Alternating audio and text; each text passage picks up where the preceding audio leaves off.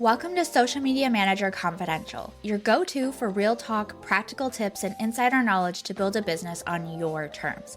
Whether you're juggling kids at home or living out your Emily in Paris dreams. I'm Shantae Garman, an award-winning social media manager and agency owner of Sugar Punch Marketing. I created this podcast to recognize the real hard work behind social media management and to give you the strategies, perspective, and conversations you won't hear anywhere else. So grab your drink of choice, get comfy, and let's chat. Hey, it's Shantae. Today I'm breaking down my exact portfolio strategy that's helped me avoid pitching clients for over 6 years. Which means I'm talking to you right now if you have a portfolio, but it's not converting potential clients into actual bookings, or if you're wondering when and how to share your results to close more deals. You're about to know exactly when, where, and how to position your portfolio so it does the selling for you before you even get on a call with a potential client. So, most social media managers have a portfolio sitting in a folder somewhere, but they have no strategy or how to actually use it to book clients. It's just kind of there. And they only share their portfolio when clients specifically ask for it, or they treat it like a resume instead of a lead generation tool, or they present it as an afterthought instead of leading with the results. In my business, I haven't pitched a client since 2018 because my portfolio strategy does the heavy lifting for me. That's 7 years for those of you who are like me and think that wasn't that long ago. Old age gets us. Potential clients see my results before they ever reach out, which means by the time we get on a call, they're already sold on what I can do. And honestly, this is exactly how I want to run my business. I hate outreach and cold pitching. I'm an introvert. Instead of chasing clients, they come to me and they already know they want to work together, which means not only am I not having to waste my time or energy, but I'm also getting on calls with people who are already a good fit for us. I did promise you to share my actual strategy, so here it is. Get ready to take notes. There are 3 places I use my portfolio to help me book clients. Strategy number 1, lead with results on your website. And this is probably the most important one if you do have a website. I have a dedicated results page on my website. I'll link it for you. It showcases client success stories front and center, and you bet I have this linked in multiple places on my website, and I have a prominent section on my homepage too. When someone lands on my website, they immediately see things like my client Diana's 69.9% increase in website traffic or Lauren's 100% increase in lead gen. These are business transformations with real numbers. So yes, I want those up front to show what I can do. So if you're going to use this strategy, make sure your results page is one of your main navigation items at the top. Use specific metrics that potential clients can relate to their own goals. Link to detailed case studies for people who want to go deeper in those projects.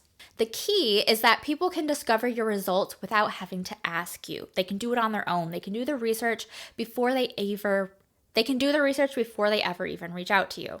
Okay, so we're moving on to strategy number 2, include portfolio links in every proposal you send. So if you're new to selling or sales, this one is probably something that you don't even think about. Your proposal is where price objections happen. So yes, you do talk about price on the discovery call, but when your client is reviewing your proposal on their own, some sales objections might pop up and you're not there in person to answer those questions or tell them, why you're worth that amount to invest in. So that's where you want to reinforce your value with results. You're not there, but you have that link there in case they need it. In every marketing proposal I send, I include links to relevant case studies, not just the generic, like here's my portfolio link, but specific examples that relate to that potential client's industry or their goals. So match case studies to the client's specific situation if possible. Place your portfolio link strategically after you present pricing and use it to justify your rates with proven ROI.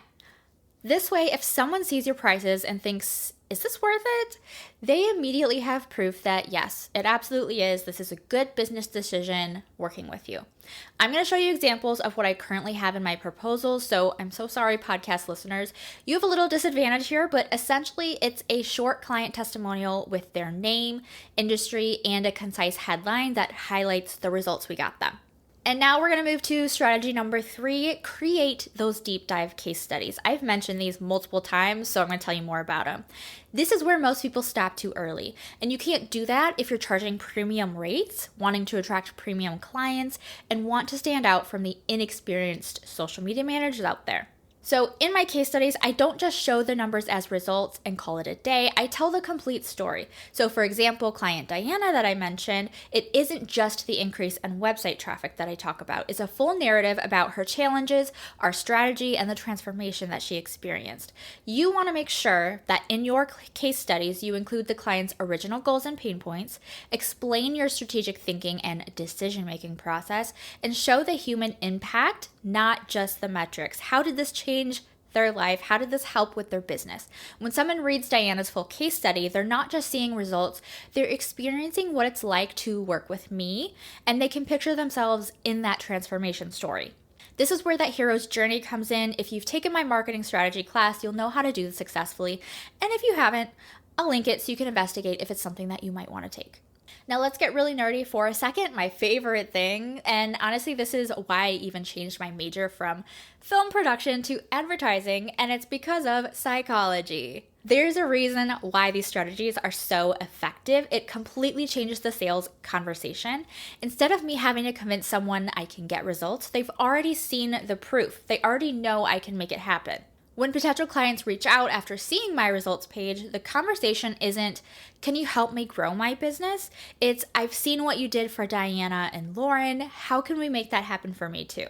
That's a completely different energy. They're not interviewing me to see if I'm qualified. They're already convinced and they want to move forward. And this works whether you have one case study or 10. The key is being strategic about when, where, and how you show them and not waiting for someone to ask you. Obviously, the more you have, the more experience you can prove that you are, but even starting with one is better than not having any at all. Which, by the way, if you're still building your first few case studies, my reporting results playlist will help you track and present the metrics that actually matter to clients.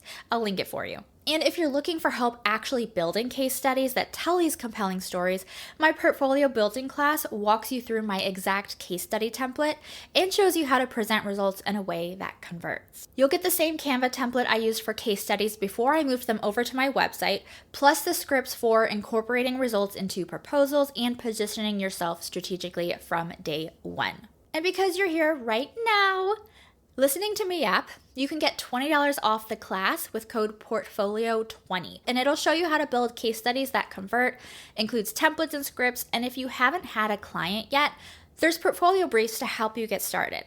Remember to use code PORTFOLIO20 to take $20 off the class. Thanks for hanging out, and I'll see you next time. That's a wrap. If you loved this episode, leave a review wherever you're listening. It helps more social media managers find the show, and every month I'm gifting one reviewer a free class, template, or bundle. Screenshot your review, post it to your Instagram stories, and tag me at Sugar Punch Marketing for a chance to win. Need more support? Come hang out in the free SMM Lounge, grab my best freebies, or check out my masterclasses and templates. It's all linked in the show notes. Thanks for listening, and I'll catch you next time. Real quick, I just turned my free community into something you need to see. It's called The Back Office, and it's basically 7 years of my best stuff that I've never organized like this before. Every training, template, field note, and behind the scenes insight that's made my clients and my mentees money. All in one place, organized by topic, for you, for free. Go to sugarpunchmarketing.com right now and get ready to take all the notes.